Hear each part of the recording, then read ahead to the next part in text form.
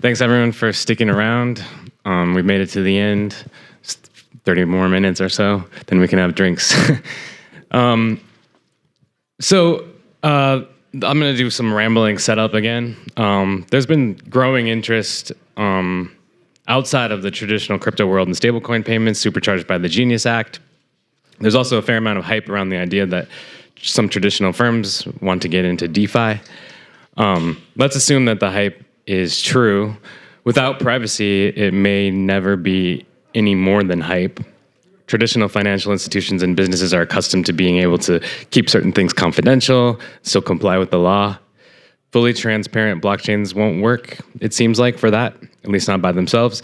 And private chains raise new questions about how exactly to do the second part, which is comply with the law. There's been a burst of ideas lately about how to build new risk management systems from scratch, using various cryptographic tools and smart contracts. And so for this panel, we're going to imagine the future. It's 2030. Sometime around 2025, the crypto industry convinced regulators and national security officials and policymakers that a new mindset regarding anti-money laundering and illicit finance risk management could produce better outcomes in DeFi than the traditional AML approach. What are the potential components of that system and how do they work together? Our two panelists spent their professional lives thinking about this, maybe their personal lives as well, a lot. And so what I'm going to do is have them introduce themselves first and tell us a little bit about what they do in their work and what their companies do. Let's start with Remi. Hi, everyone. My name is Remi. I'm the founder of Inco. So what we're building is essentially a private compute layer for existing blockchains. So think of Ethereum, Solana, Polygon, Base, etc. The reason why we exist is today all the blockchains are completely transparent, and we see ourselves kind of like a SSL TLS layer, not for the internet, but for blockchains. And so if you think about the early internet, nothing was encrypted. You could only do academic research. It was really until SSL came out that you can do things like credit card payments, you can encrypt information, etc. And so Inco basically enables encryption on top of existing blockchains, and from there you can do things like private payments, governance, etc. So previously I was a founder fellow at Southpark Commons. I was a software engineer at Google and Microsoft, and also worked as a crypto VC. Nikhil? All right, so I'm the co-founder and CEO of Predicate. What we build is on-chain policy infrastructure. We allow any developer or organization to be able to set within their on-chain infrastructure and their on-chain application programmatic rules for what transaction can go into that system. And so these rules can be, based off of any type of data, whether that is zero knowledge-based data, on-chain publicly available data, off-chain data. But the idea is, how do you enforce any type of rule before a transaction gets executed? Very relevant for privacy projects. Also, not only privacy, like stablecoins, RWAs, traditional, more like DeFi-based, like vault lending types of things, DEX pools. Basically able to setting like any type of rule that you want before it gets executed. Pretty heavy use around AML, CFT. Thanks for that. Remi and Nikila are doing some research together at the moment. They might not be able to share everything about that, but I'm curious this is a question for Remi. Can you explain the impetus for the work you're doing there and the ultimate goal? Yeah, definitely. So for context, we've been looking into previous privacy protocols and also existing ones, how they've been thinking about compliance. And obviously, we're doing this for ourselves as a privacy project. But also, I think generally speaking, privacy is a very niche topic, and it's getting more and more relevant. So what we're trying to come up with is a framework to think about, privacy and compliance, and how to think about, programming some of these compliance rules or disclosure rules. And also, what are the different types of privacy, right? So I think a lot of people actually don't know this, but privacy is kind of a spectrum. So this report is really kind of like, first of all, it's a research. We're trying to stay neutral here, but also just trying to gather all the insights and learnings from previous privacy protocols and see if we can come up with something better and then improve upon that framework, basically. Nikhil, anything to add to that? Yeah, I think that's right. I think there's been a lot of development in privacy. And so ideally there's archetypes, right, for people to say, wait, so how do I compare these different things? And both from a privacy standpoint, but then also when you go into a world of compliance, if I'm an institution or if I'm an organization saying, I'm going to use a privacy system, what are my different options or what are different ways to do it? I think like folks in the previous panel were talking about it, right? Especially in the case of like a Genius compliance. There's not explicit statements on what one should do. Most of this is going to be principles based from a regulator. The result is organizations really have to figure out, wait, what should we do? What is the best way we should do something? And really for between us and Inco, it was, okay, great. So one way to do this and make that process and journey a little bit easier is at least articulate the different types of, the different archetypes. I just want to add to that is also like we're moving towards a blockchain system. So there could be new ways you can enforce compliance, right? It could be on-chain or maybe a combination of off-chain and on-chain, which ultimately could be also a better system as we go. Yeah. You spend some time. I had the privilege to take a look at the paper that you guys are working on. Appreciate that. You spent some time in the paper talking about the different kinds of privacy, anonymity, confidentiality, privacy. These are words that I think the kind of the underlying argument is that we need to be more precise about what we're talking about, so then that can educate how we talk about systems. But yeah, can you just run through the different, Remi? Can you run through the different types of privacy that you guys talk about and sort of why is that so important?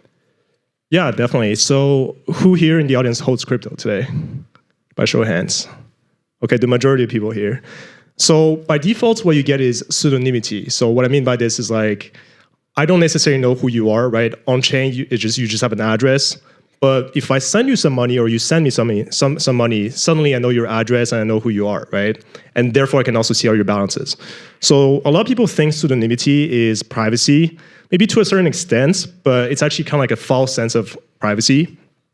And then you have confidentiality, which is really hiding metadata. So by default, all the sender recipient amounts are all transparent. But with newer, techniques, you can start encrypting the amounts. So, for example, when Bob sends money to Alice, that flow of funds is traceable. Only the amount is hidden. And the way to think about this in Web 2 is like, for example, if you use something like WhatsApp, only the content is encrypted between your friends. But technically, they can monitor your IP address, your devices. They know who you're sending messages to, right? Versus something like a Signal, where they can also, hide basically who's interacting with whom. So in the blockchain space, it's kind of like this. You want to think about like what exactly you're hiding, right? Whether it's the sender, recipient, amount, or memo, that could leak different types of information. So in the context of anonymity, it's mostly hiding the sender and recipient. So the amount could be public or not public. And then you can also have total privacy, which is hiding everything. Total black box, hiding the sender, recipient, the amount, the memo. And I would say that is probably useful if you want to hide sensitive assets, right? You even want to hide the movements of sensitive assets, which could be securities. You can use something like total privacy. Something more like anonymity could be useful if, let's say, you visit a hospital, you don't want people to know this, or maybe you want to hide your purchase histories on chain, then hiding, who you're sending money to, like the merchant, could be useful. Confidentiality is the more vanilla privacy, I would say. It is kind of like Venmo, right? You see your friends sending money to each other, just not the amounts. It could be useful for things like payroll, where maybe all the employees are known. You just want to hide the amount being paid out. Or if you want to do supply chain payments, where the typical example is Coca-Cola, right? We all know the suppliers. You just want to hide the amount paid out to each of these suppliers. And then pseudonymity is obviously the default state. And so it's really depending on what use case you want to have for your product or business, and then from there think about what degree of privacy do you actually need. And obviously with the different degrees of privacy, there's a lot more compliance considerations you need to have now, right? The more private the system is, the more risk you occur as a builder or even as a merchant, right? Are you receiving money from illicit folks? Are you so basically, yeah, it's kind of a spectrum, and the degree of risk and the way to think about compliance also increases as you go more private. Thanks. Nikhil, what do these distinctions mean for how systems should be designed? These distinctions between the different kinds of privacy in the context of compliance. All right. So there's a lot of distinctions one could have when it comes to how you want to think about it from a compliance standpoint. Because it really comes down to what is the use case, as well as what type of privacy really is it. So the tools that you have available, right, are a few that we can think of are verifiable credentials and zero knowledge based identity solutions, right? Those are ones that sit more on chain. Then you have off-chain identity solutions. So take your traditional KYC, KYB solutions that have off-chain data. So that's one tool. Another tool is take a kind of like what we do at Predicate, which is programmatic, like cryptographic attestations for every single transaction, where we're validating according to, let's say, off-chain data, not necessarily identity-based, but it could be other markers, such as blockchain analytics risk scores or geolocation. That's another approach. Then you have another one, which is taking something like, I don't know if Amin is still here. If he's around, you should definitely go and talk to him, but around privacy pools with association sets. So then you're taking a look and saying who all is within a specific pool, and have they been involved in certain activities or not? So there are different models to how you might want to solve for it. So that's your tools. Then it's a question of, okay, great, so what type of privacy is it? If it's a fully private system, really the only thing you can do is check before a transaction enters into the privacy layer. After that, it's gone. There is literally nothing you can do if it's truly private. If it's not truly private, then you can account for different things, right? So if it's a confidential system, who are you sending it to? Within transactions, if it's a confidential layer. If it is something within liquidity pools, how do you segment out different liquidity pools? So it's really a question then of an implementation approach. So to make this more tangible with one example is take Aleo. Aleo is a fully private chain, right? So once transactions are essentially private on there, there's not much you can do. What they have there is any transaction that is being bridged to the Aleo blockchain. All token bridges for Aleo must have some risk management practices where every transaction is checked before it gets bridged. Not KYC identity-based, but historical blockchain analytics flow of funds-based. That's how they've approached it from an ecosystem standpoint. Aleo also has view keys. So they have additional things that asset issuers might say, look, like we're going to issue this asset, but we have to have a view key in which we can go and check. So again, it's an implementation detail question that gets really, really messy as soon as you spend more than like 10 seconds thinking about it. Great answer. Remi, we've talked a lot about zero-knowledge cryptography today. MPC has come up, multi-party computation. Inco has worked on FHE, fully homomorphic encryption, and TEEs. The spelling out that acronym, that's escaping me. Trusted execution environment. There, yeah. These are different ways of computing on secret data, right? How might they be used independently or in various combinations in a future system that is both private and compliant? Yeah, so maybe just a quick explanation about the difference between FHE and TE. So FHE is purely math-based. So basically, you can encrypt information and then compute on top of it without having to decrypt. TE can have the similar results, but it's hardware-based, right? So basically, you decrypt within a secure enclave, compute in plain text, and then re-encrypt. I think what's interesting about MPC, FHE, TE, and ZK is that they can all be complementary. Particularly, so last year we released this paper with Circle proposing a new combination token standard. And part of it is also comparing kind of like ZK-based systems, so what we call commitment-based systems, versus encryption-based system, which is FHE, MPC, TE. One thing that came out was basically it's the difference between like an individual view key system, which is typically ZK-based, so every user has their own viewing key, versus a share key system, which could be typically MPC-based or TE-based. It comes down to how flexible can you program disclosure rules and decryption. So let me give you an example. Typically in ZK-based systems, if everyone has their own viewing key, when I send money to someone else, I have to specify the receiver's viewing key part of the proof generation, right? So only the receiver can view it.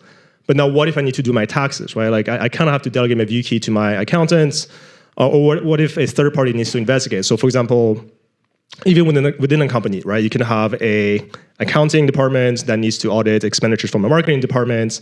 And so it becomes a lot more rigid, right? Versus once you have a share key system, essentially you can program decryption rules to be more flexible. So this could be based on-chain rules. So for example, if I need to delegate viewing to a third party, I can cast a transaction or via governance. And there are practical reasons why you want decryption to be as flexible as possible in terms of privacy. So one is, obviously for business flow purposes, delegating viewing. But what if you're asset issuer, you want to track the velocity of your private stablecoins? You also want to be able to basically look into that if you want to. And also in the case of like investigation, law enforcement, maybe having some kind of system where under specific conditions, you can also delegate viewing. So this is where I do see, the encryption-based system does have a lot more room for flexibility for programming this type of like compliance. And obviously you get to define these rules ahead of time. And I'm seeing actually more and more projects starting to combine ZK, but also some kind of like maybe MPC auditor, setup where they need to meet a certain threshold to be able to start decrypting things, right, under specific conditions. And at Inco, what we offer is definitely something along the same lines, which is allowing different business use cases to program the decryption rules, making viewing delegation as flexible as possible. Nikhil, anything to add to that? This is where, so I guess a more specific question is, it's a similar question that I just asked Remi, but if you could answer it from your perspective, because you talk a lot about programmable compliance, I think that the term is kind of hard to grasp. So it involves all these components that we're talking about. I wonder if you can kind of maybe tie them together in an example, even if you made it up, and even if it's something that's kind of futuristic, like maybe the year 2030. Yeah, sure. So programmable compliance, I think, actually very much aligns with, if you guys are listening to Ian earlier, I think he he articulated it quite well, is this is never static, right? Like the only things that are really going to be static in my view, are going to be things such as, are you over the age of 18, which once you cross 18 is static until in perpetuity, right? That is a static item. Real compliance is not static. It is incredibly complex. You're making constant updates. You're pulling data from lots of different sources. It's not just one source. So when we talk about programmable compliance, the current financial system is not entirely programmable, right? Like the existing financial system is not programmable. That is actually something that blockchains have a massive edge on, and the composability of that. So if we take that, and you apply programmability to it, you say, wait, like any existing transaction, whether that is going into a stable coin or that is an RWA, like tokenized security, or it's an ICO, or it's just entering into a private system, all of these are going to have different requirements. And those requirements are going to evolve even as the usage of that system changes. So when we say programmability, it's that you are changing those different requirements. You're pulling in data from different places. A transaction only gets executed if it meets those requirements as you're, pulling all these different facets. That is really where it gets really complex, right? Like these are the things we have to think about. And that is something that is uniquely capable on blockchains in high throughput, very immediate capacities. So an example of that today, right? Take something such as, like a project that's doing an ICO, right? An on-chain ICO. An on-chain ICO, they can either take an existing zero-knowledge identity solution, which works well for, KYC. You know what it doesn't work with? KYB. ZK identity does not work with KYB at all. No one has solved that yet. I'm very excited when that gets solved, which it will. I think like folks like Ligera will actually have a pretty good infrastructure for those kinds of things. But it's not been solved yet because there's a ton of additional pieces for KYB that has to be done. It's documentation review. It's looking at beneficial owners. It's looking at every single person who has a certain amount of ownership. It's looking at where they're registered, all their different entities. These are all different pieces. So then when we take an on-chain ICO, you have a ZK identity for the KYC component. But you also likely have a KYB component, which is going to be completely independent and separate, in which you're pulling a ton of data from different places. That is programmability, right? Like it's incorporating all these different pieces in one. Anything to add, Remi, or should we move on? Yeah, I guess maybe just on the technology side, I do see all these PETs, MPC, FHE, TE, ZK to be complementary. And that's probably the end game. I think each of them have their own strength and also purpose. For example, MPC allows you to decrypt something, in a threshold manner so that no single party can decrypt. TEs can also help enforce, making sure that the key shares are secure and people are not selling these key shares on the black market, for example, right? And a ZK can enable enable integrity of all the computes, and then FHE, compute on top of encrypted data. So I do think the end game, at least from a technology perspective, is probably a combination of all of these. And there are obviously, short-term, long-term trade-offs that we have to deal with in the meantime here. But yeah, I just wanted to just tie back to the original question. Yeah. Cool. Final question, and then we can go to the audience again. I'll give you both a chance to answer this. There's clearly a lot of legal uncertainty in this area. Would you say that's the biggest impediment to progress towards the future you each have started to describe, or is the challenge more technical, combination of the two, something else? What will it take to make this stuff sound less kind of science fiction-y? I think it's partially legal, but I think the legal is only a symptom of something else, which is actually a societal question, right? Of what do we want, especially when it comes to privacy? What do we want really when it comes to privacy? I think there are different norms and values around that. And also, even when we talk about compliance, I think so far, everything we've talked about right now has been top-down compliance. But I think there's another aspect of bottoms-up, which is equally important, if not more important, right? So you can have a regulator that says, here's the things you have to think about. But I think there's another aspect of everyone in this room probably has some views around, do I want my money to be used by a malicious actor? Likely, many of us go and buy clothing and items from reputable stores. We don't go to a back alley and buy something that we know is stolen goods. And so these are the questions that we have to actually answer when it comes to questions on privacy is really, what type of system do we want? And then, of course, that reflects what happens from a legal standpoint. But if we don't have a shared understanding, a shared view of that, it becomes incredibly difficult.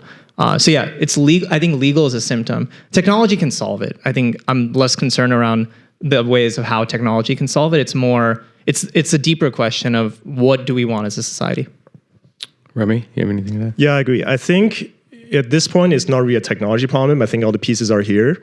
The understanding of how to use these technologies are also a lot more better understood now, and how you can productize, right? Create a product out of it. I think a big part of privacy has not been adopted yet so far on chain is it's just like stablecoins in general have never really been used for proper payments use cases. Most people still use USDC to settle, right? Their trades, etc. I would say using stablecoins for payment is more of a recent thing, I would say. So obviously, yeah, people do use it for payroll, but it has always been niche.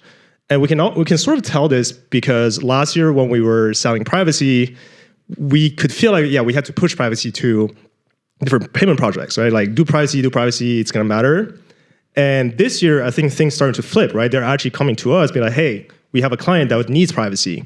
So I think it shows you kind of like, how the stablecoin movement and everything is really starting to make private payment on chain a lot more mainstream and a lot more practical. And from that perspective, there's a lot more urgency for privacy to be figured out, right, as a problem. And we also see new chains like Arc from Circle or Tempo from Stripe.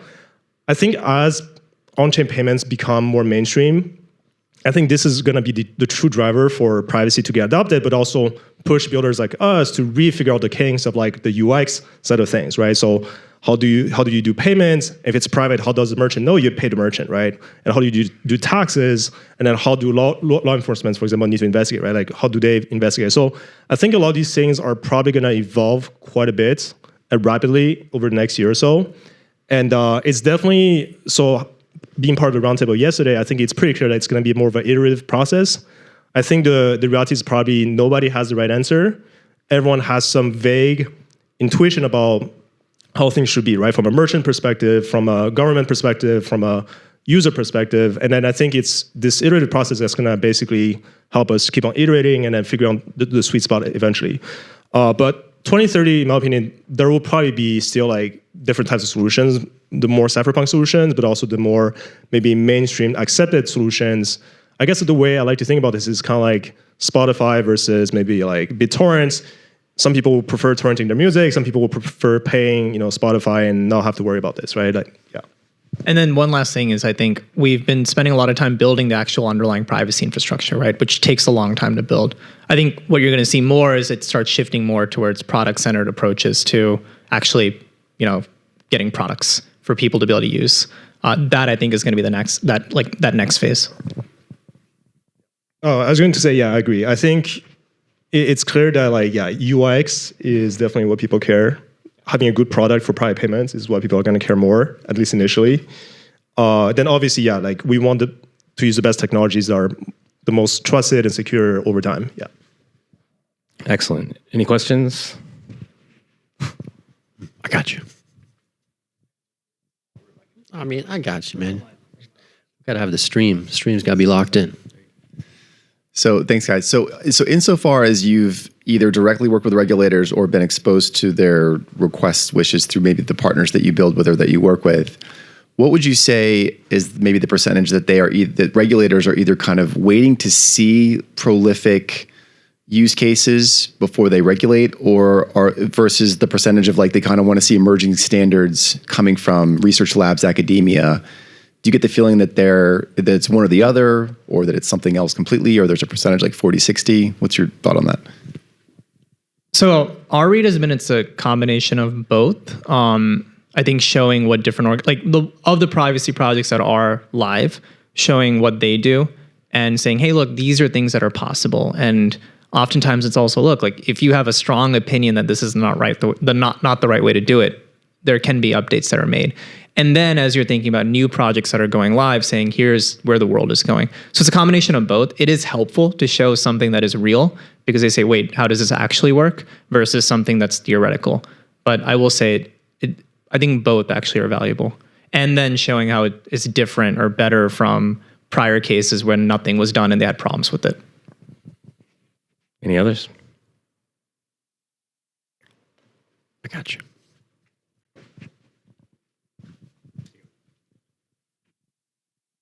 I was just curious from a product perspective, how you guys handle dealing with privacy and AML like across jurisdictions, like the way Europe handles data privacy, very different from the United States and different from the UK. So I was just curious, in building your products, is it like 3 separate silos, or is there some sort of uniting narrative between different jurisdictions for a protocol or who's ever using your services? I mean, we're trying to figure this out, so this might be a better question for you on how is this something that your users or clients are asking for? In our case, it's for like AML CFT requirements, it starts looking a bit consistent, especially across regulated markets. I will say in our case, we see most organizations hone most heavily towards the United States. Then you have the data storage question. The great part is we don't store data, and so we don't have to worry about that. But yeah, then you get into a whole world of GDPR, CCPA, all of those things. We leave that up to, again, like external data vendors who are responsible for being the data processors. But in our case, for the actual requirements of what happens within an on-chain contract, it's oftentimes leaning pretty heavily towards the United States perspectives. Not to say that can be changed, that actually can be, right? So that's, again, like the value of when you start thinking about something more programmable is it can also be based off of the user. So if the user is about to send out a transaction, you can also have their requirements based off of where they're located. Any other questions? All right, let's end it there. Can we have a round of applause for Remi and Nikhil?